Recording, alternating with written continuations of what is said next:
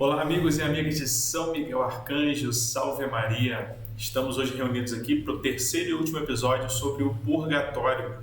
Hoje nós vamos continuar a nossa leitura sobre o Tratado do Inferno e vamos entender por que a gente precisa rezar e interceder pelas almas do Purgatório e por que precisamos viver melhor, porque o Purgatório não é molezinha. Então, a gente vai fazer um breve resumo do que a gente viu aí nos primeiros episódios. Vamos pegar a parte final aqui desse capítulo aqui da visão do purgatório e vamos entender daqui em diante o que precisamos fazer em relação a tudo isso que a gente meditou, que a gente viu aqui nesses episódios. Bom, primeiro a gente viu o que é o purgatório, na questão da Santa Igreja Católica, que é um lugar de purificação das almas, para expiação dos pecados e para que a gente se torne perfeito e, na perfeição, podermos entrar no reino dos céus. Muita gente compara o purgatório a uma segunda chamada, prova de recuperação. Então, não passou de primeira, fez a prova, não passou, fica de recuperação no purgatório para poder passar. É uma recuperação chata, Todo mundo já está de férias, já está curtindo as férias lá no céu e quem está no purgatório está lá penando ali, passando um sufoco danado. Enfim, é uma brincadeira, mas realmente nós precisamos sim nos atentar para essa realidade e o quanto antes expiarmos os pecados aqui na Terra, até agradecer a Deus, porque é um ato de misericórdia, permitir que a gente passe por penas duras aqui sobre as nossas faltas, pecados graves e expiar, nos abster e nos purificar aqui nesta vida é melhor do que a purificação que iremos sofrer no purgatório, caso sejamos salvos, sejamos salvos e vamos ao purgatório. Entendemos também que essa é uma tradição desde o início dos séculos. Os cristãos, eles sempre rezavam pelas almas, Tanto que as catacumbas eram construídas e as pessoas iam aos túmulos para fazer orações. Então isso não é uma coisa da Igreja Católica medieval, uma igreja dos primeiros apóstolos, dos primeiros santos, dos primeiros justos, ok?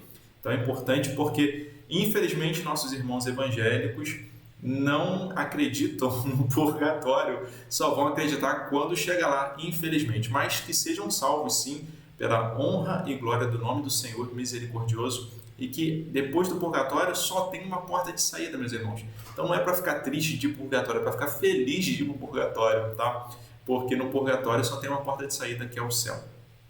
Então a gente viu também que o purgatório tem três áreas, a parte inferior é dividida em três também prisões, cada uma com um fogo mais ardente do que o outro. Falamos sobre quem fica em cada uma das prisões, Enfim, você pode acompanhar esses detalhes no segundo episódio, no primeiro episódio. A gente agora estava acabando de meditar no segundo episódio sobre a área intermediária e, infelizmente, a gente não tem as visões da área superior, Então, eu vou só falar uma última parte aqui, vamos ler uma última parte deste capítulo para a gente entender a questão do tempo, que é uma questão importante. Então vamos lá, abre aspas. A serva de Deus recebeu nesta visão várias luzes sobre a aplicação dos sufrágios que os vivos oferecem pelos mortos, que merecem muito serem comunicadas.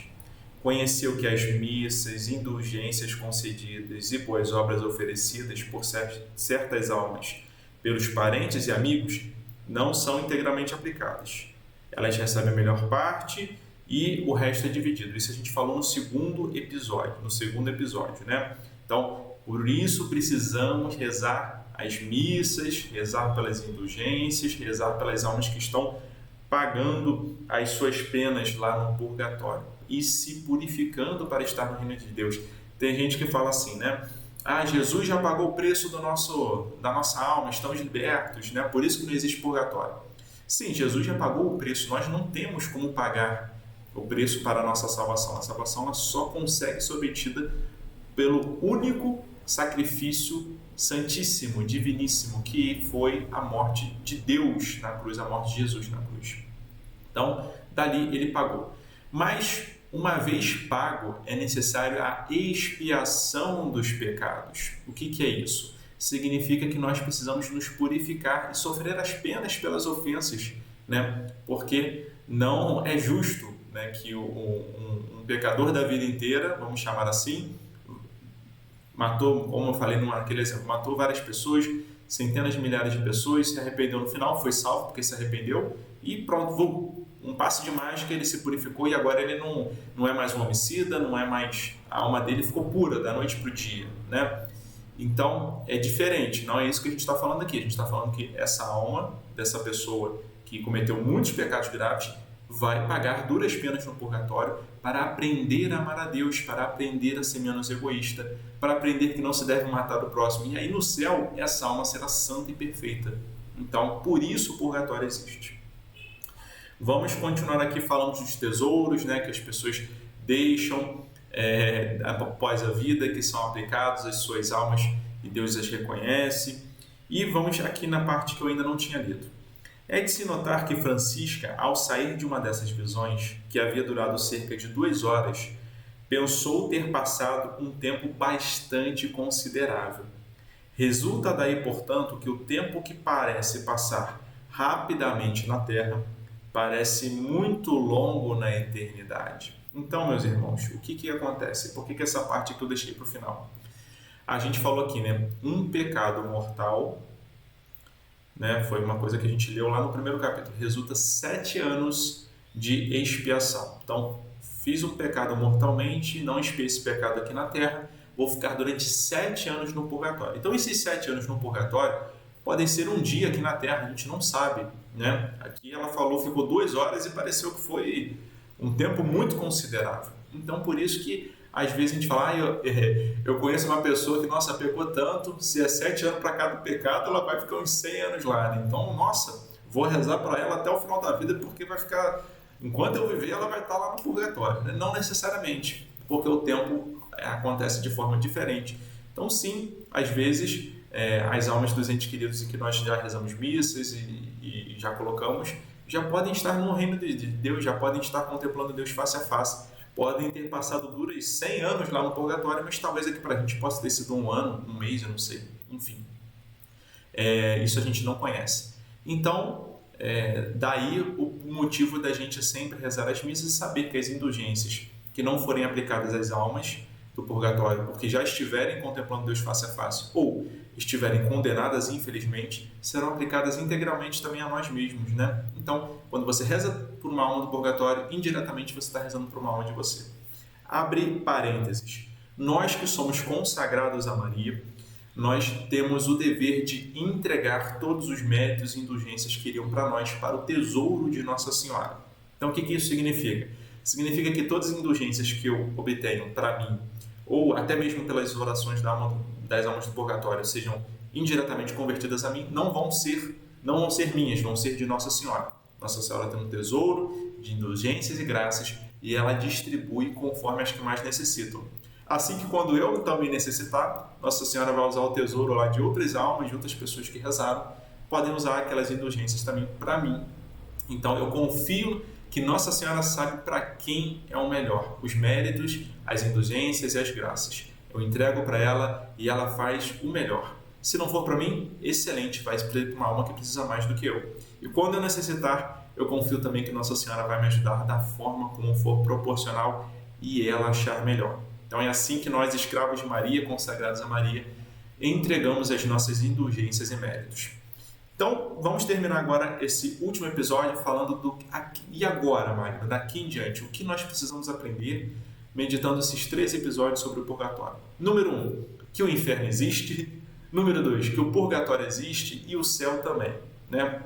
Então, nós precisamos, primeiramente, estarmos em estados de graça e conservar esse estado de forma absoluta, para que quando morrermos, e não sabemos quando vamos morrer, tenhamos a misericórdia de Deus.